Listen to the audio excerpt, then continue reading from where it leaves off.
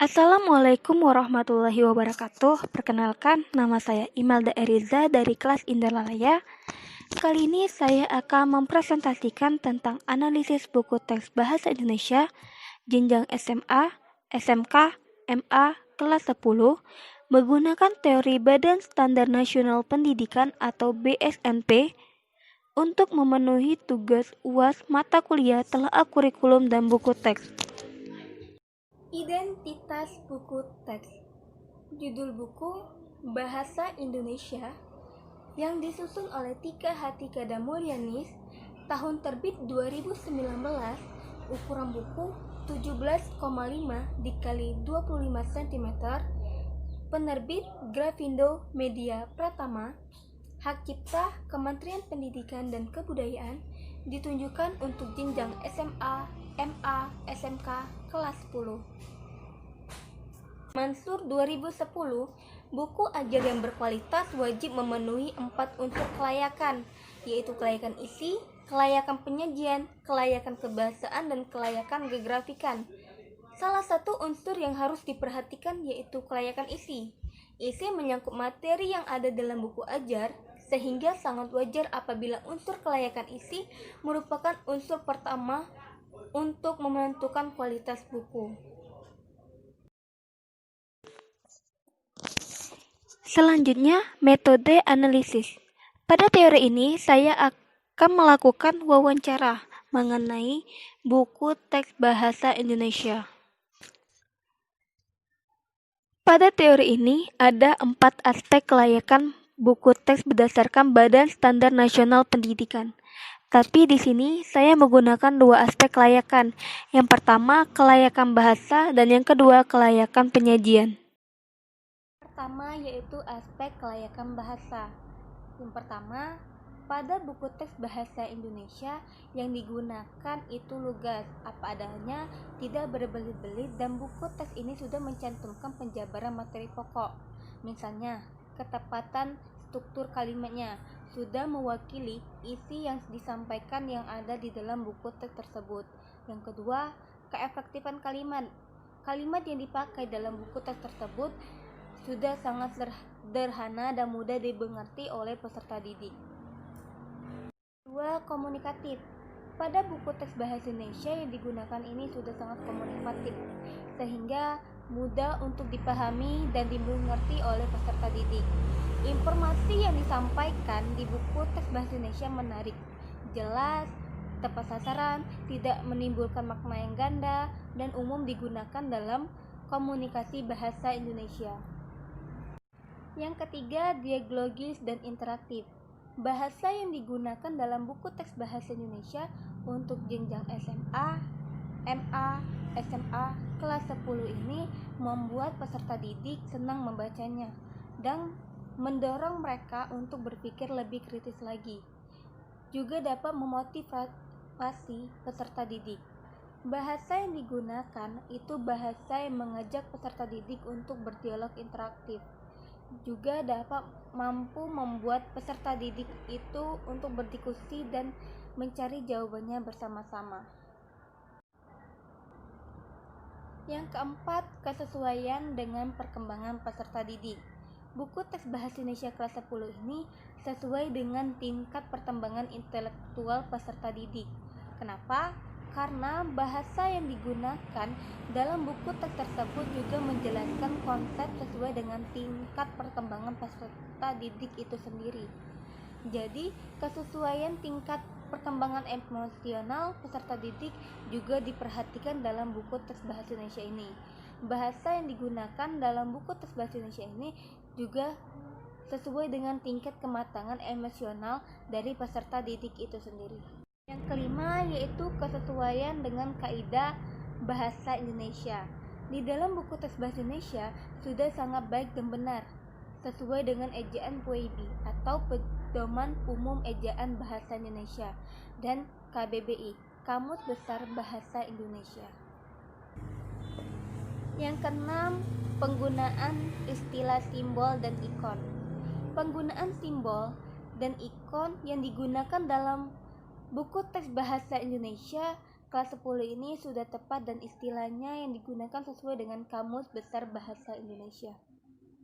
Kedua, aspek kelayakan penyajian. Yang pertama, teknik penyajian. Teknik penyajian ini merupakan faktor penentu kualitas suatu buku teks.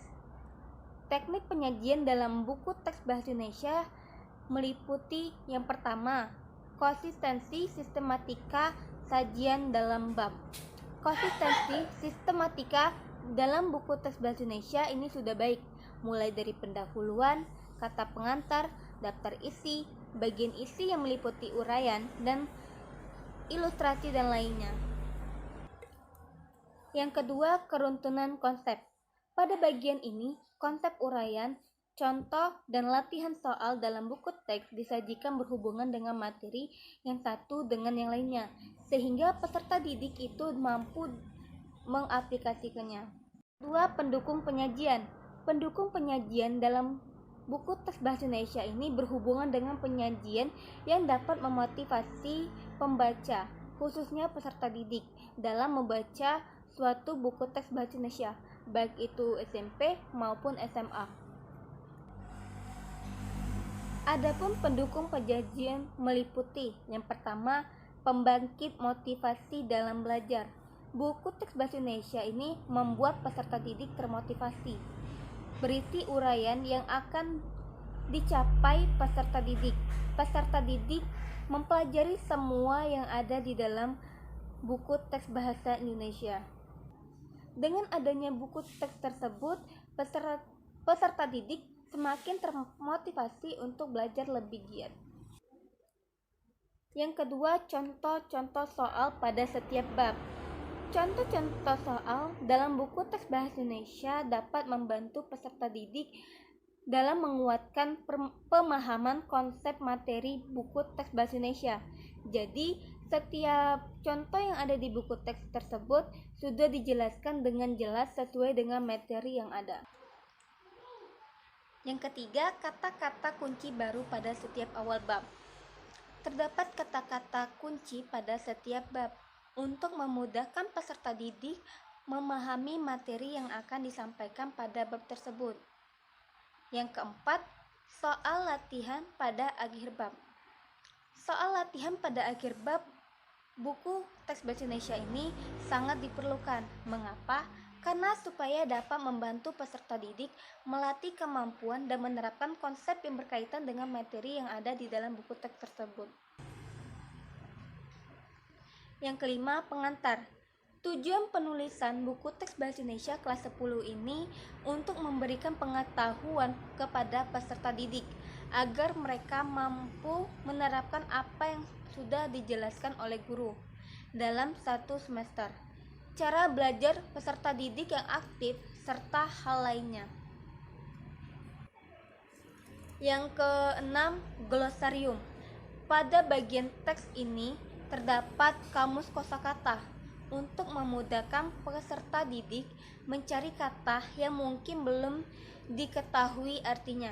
Jadi, glosarium ini sangat penting untuk peserta didik karena dapat membantu peserta didik untuk menemukan kata-kata yang asing serta dapat membantu wawasan peserta didik lebih jauh. Yang ketujuh, daftar indeks atau subjek.